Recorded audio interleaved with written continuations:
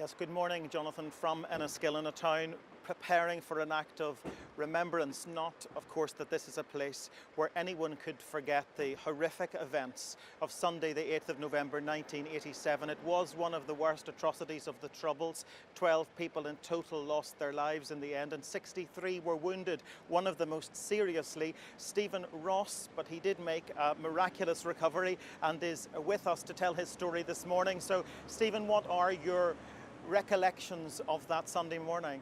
I think, David, if you go through any event that's memorable and people can look back in their lives and think of many memorable events, this is one that will be ingrained on the lives of everybody that has been affected, either those bereaved or those injured. And my memories of the day are still as vivid as the actual day they occurred. I still remember looking at my watch at 10:43, and the sooner I looked up than the explosion occurred, I was thrown forward. And the next thing, just being pulled from the rubble by several members of the Territorial Army and the public who were at the service. Not being able to see anything, to hear the screams of children looking for their parents. Just to put my hand in my mouth, all I could taste was concrete and blood, and my teeth were gone and couldn't feel my left leg below the knee. It was one of those memories that unfortunately will stay with me for the rest of my life. Stephen, you will forever be known as the child in the wire mask, your face held together by a wire frame for 12 months after the bombing. When your face and your life have been shattered to that extent by an atrocity like Enniskillen, how do you even attempt to recover?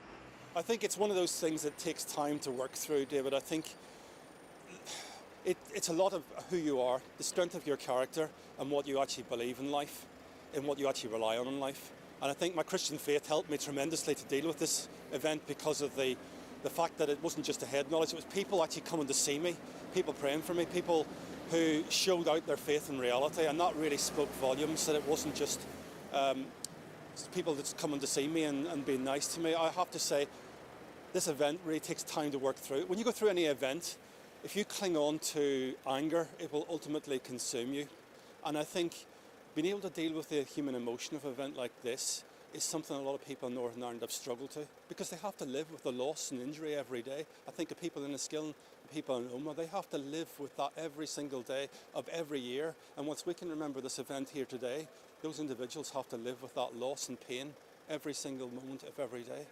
Stephen, everyone deals with grief and pain in their own way, and for some people it's about justice. The police tell us that they will continue to pursue any leads into this bombing even 30 years later. How important is that quest for justice for you? I think it's really, whether it's justice in your terms or whether it's justice that actually brings about the consequences for the people that were involved and did this. For those that have suffered loss and injury, it's difficult to get closure in an event like this. I think from a personal point of view, my Christian faith helps me to rest not on retribution or revenge, but on the fact that I've been forgiven much, and I can ask God to forgive the people that did this.